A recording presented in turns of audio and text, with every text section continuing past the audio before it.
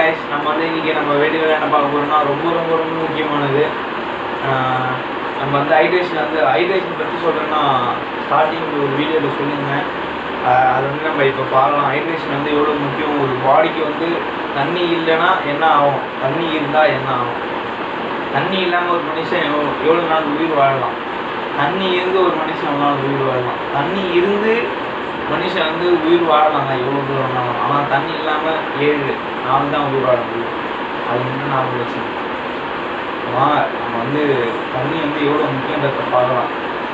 தண்ணி வந்து பார்த்திங்கன்னா பெரும்பாலும் வந்து இந்த மசில் க்ரோத்துக்கும் மசில் ரெக்கவரிக்கும் வந்து ரொம்ப ஹெல்ப்ஃபுல்லாக இருக்குது அப்படின்னு வந்து நம்ம சயின்டிஸ்ட்லாம் சொல்கிறாங்க. அதுலேயும் வந்து பார்த்திங்கன்னா அதில் வந்து அமினோ ஆசிட்ஸ் வந்து அதிகமாக வந்து அதில் சொல்கிறதுனால வந்து தண்ணி நிறைய குடிக்க சொல்கிறாங்க. ஒரு நாளைக்கு எவ்வளோ கன்சியூம் பண்ணுன்னா மேக்ஸிமம் 1 ஹியூமன் பாடி வந்து ஒரு 3 லிட்டராச்சும் மேக்ஸிமம் கன்சியூம் பண்ணி ஆகணும். அப்படி இருந்தால் தான் உயிர் வாழ முடியும். என்ன உடம்பு ஹீட் ஆகிடும். உடம்பு ஹீட் ஆகிடுச்சுன்னா அதுக்கு என்னெல்லாம் வந்துட்டு நான் அப்புறமா சொல்கிறேன், பின்னாடி சொல்கிறேன். இந்த தண்ணி குடிக்கிறதுனால எய்ட்ஸ், டைஜஷன் அண்ட் மெட்டாபாலிசம் இது வந்து இம்ப்ரூவ் ஆகும். இது வந்து பார்த்திங்கன்னா தண்ணி குடிக்கிறதுனால கன்சப்ஷனும் நடக்குது, டைஜஷனும் ஆகுது. அதை வந்து இப்போ நம்ம சாப்பிட்டு உடனே தண்ணி குடிக்கிறோம்.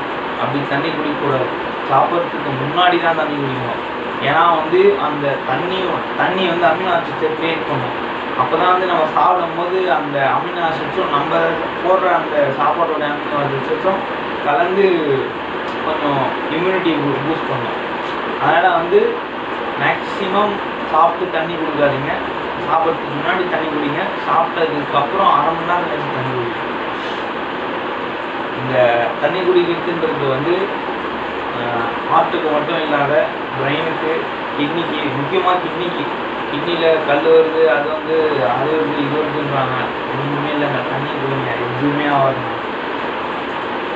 பிரெயினுக்கு ரொம்ப சப்போர்ட் வந்து தண்ணி வந்து ஒரு நாளைக்கு 5 லிட்டர் குடிக்கிறாங்கன்னா அவங்களுடைய பிரெயின் வந்து எப்படி இருக்குன்னா ஃபோக்கஸ்டாக இருக்கும். எது படித்தாலும் மறக்காது, மெமரேபுளாக இருக்கும். அதோட வந்து கான்சன்ட்ரேஷன் வந்து எல்லாத்துக்கும் கொடுக்குறாங்க. அது மட்டும் இல்லாமல் இந்த ஹெட்டேக்ஸ் அதெல்லாம் வந்து ஆகாதுங்க. டீஹைட்ரேஷன் ஆனால் தான் வந்து ஹெட்டேக் வருமே தவிர ஹைட்ரேஷன் இருந்தால் ஹெட்டேக் வராது. ஹார்ட் ஹெல்த்துலேருந்து வந்து இந்த தண்ணி வந்து காப்பாற்றுதுன்றது வந்து அந்த சயின்டிஸ்ட் சொல்கிறாங்க. பிளட் ப்ரெஷரை வந்து ஸ்டேபிளாக வச்சுருக்கோமா, ஹார்ட் ரிலேட்டட் இஷ்யூஸை வந்து ரெடியூஸ் பண்ணணும். அதோட முக்கியமானது ஒன்றுங்க, குண்டா இருக்கிறேன்னு நிறைய பேர் சொல்லுவாங்க. இந்த குண்டா இருக்கிறவங்க என்ன பண்ணணும்னா நிறைய தண்ணி குடிக்கணும். அதாவது வந்து ஹைட்ரேஷன் லெவலை எப்போவுமே ஹை பீக்கில் வச்சுக்கணும். அப்படி வச்சுருந்தாங்கன்னா அவங்க வந்து குண்டாயே ஆக மாட்டாங்க. எழுதி வச்சுக்கணும். அதோட வந்து நம்ம எனர்ஜியை வந்து மெயின்டைன் பண்ணுறதுக்கும் தண்ணி ரொம்ப முக்கியங்க. தண்ணி மட்டும்தான் முக்கியமாக கேட்டால் தண்ணி மட்டுமே முக்கியம் கிடையாது. வெயில் காலத்தில் தயவு செஞ்சு ஜூஸ் இறக்க குடிங்க. ரெகுலராக body temperature, over eating, work outs பண்ணாதீங்க. செட் ரெகுலேஷன் அது டெய்லியும் வச்சுங்க.